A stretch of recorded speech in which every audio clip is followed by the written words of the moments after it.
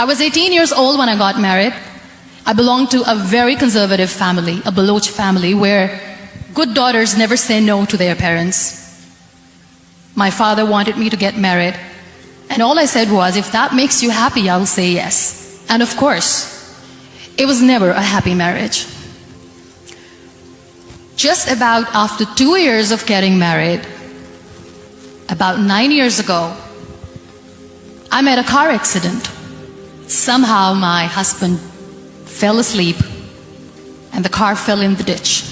He managed to jump out, saved himself. I'm happy for him. But I stayed inside the car and I sustained a lot of injuries. The list is a bit long. Don't get scared. I'm perfectly fine now. Radius ulna of my right arm were fractured. The wrist was fractured.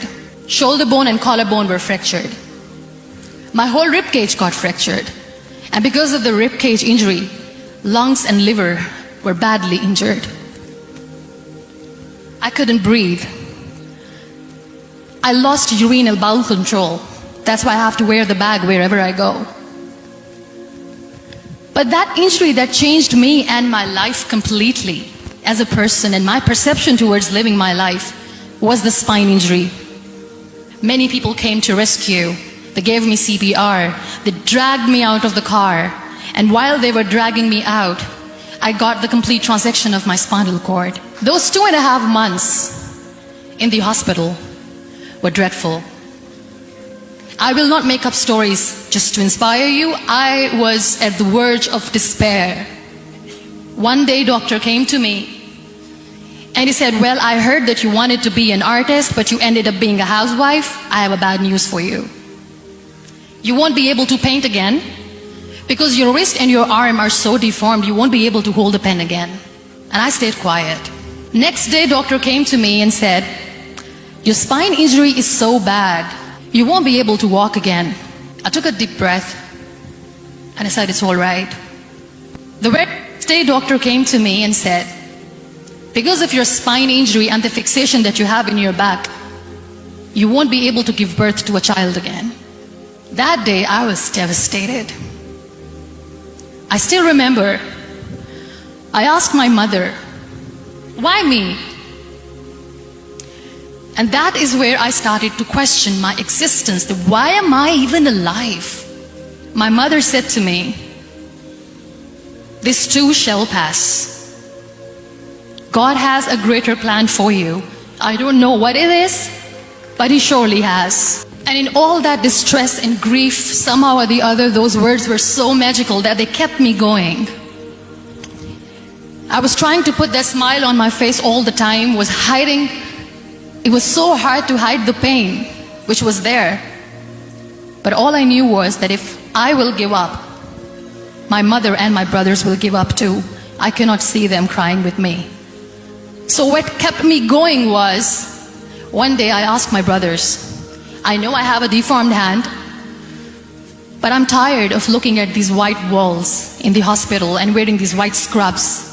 I'm getting tired of this. I want to add more colors to my life. I want to do something. Bring me some colors, bring me some small canvas. I want to paint. So the very first painting I made was on my deathbed, where I painted for the very first time. It was not just an art piece or just my passion. It was my therapy. What an amazing therapy it was. Without uttering a single word, I could paint my heart out. I could share my story. People used to come and say, what lovely painting. So much color. Nobody could see the grief in it. Only I could. And that day I decided that I'm going to live life for myself. I am not going to be that perfect person for someone. I am just going to take this moment and I will make it perfect for myself. And you know how it all began? That day I decided that I'm going to fight my fears. We all have fears.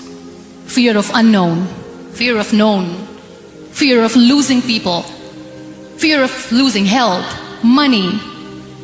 We want to excel in career, we want to become famous, we want to get money. We are scared all the time. So I wrote down one by one all those fears, and I decided that I'm going to overcome these fears one at a time. You know what was my biggest fear? Divorce. I couldn't stand this word. I was trying to cling on to this person who didn't want me anymore, but I said no. I have to make it work. But the day I decided that this is nothing but my fear, I liberated myself by setting him free. And I made myself emotionally so strong that the day I got the news that he's getting married, I sent him a text that I'm so happy for you and I wish you all the best. And he knows that I pray for him today.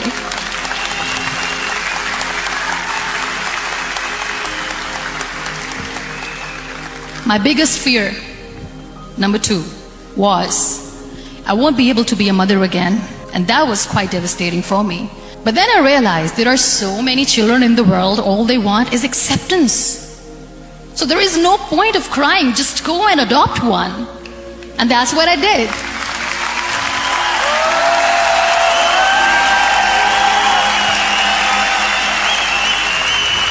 I gave my name in different organizations, different orphanages, and I waited patiently.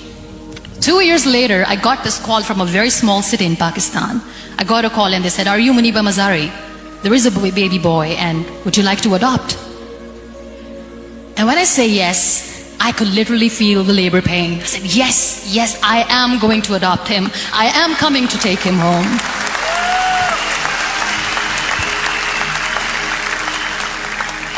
And that day, I was 2 days old, and today he's 6. You know, when you end up being on the wheelchair, what's the most painful thing? That's another fear that people on the wheelchair or the people who are differently abled have in their hearts, but they never share. I'll share that with you. The lack of acceptance. People think that they will not be accepted by the people because we, in the world of perfect people, are imperfects. So I decided that instead of starting an NGO for disability awareness, which I know will not help anyone, I started to appear more in public. I started to paint.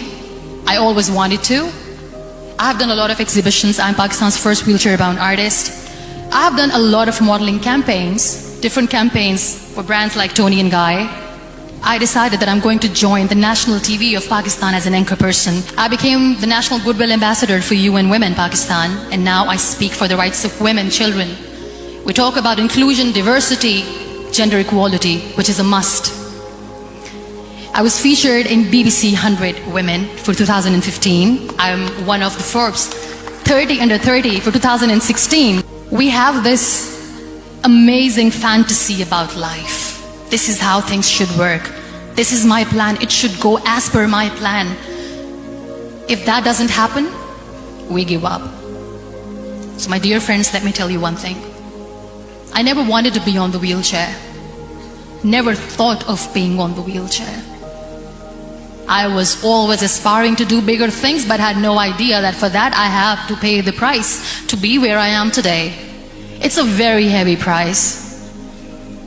This life is a test and a trial, and tests or trials are never supposed to be easy. So when you're expecting ease from life, and life gives you lemons, then you make the lemonade, and then do not blame life for that, because you were expecting ease from a trial. Trials make you a stronger, better person. Life is a trial, and with time you realize that.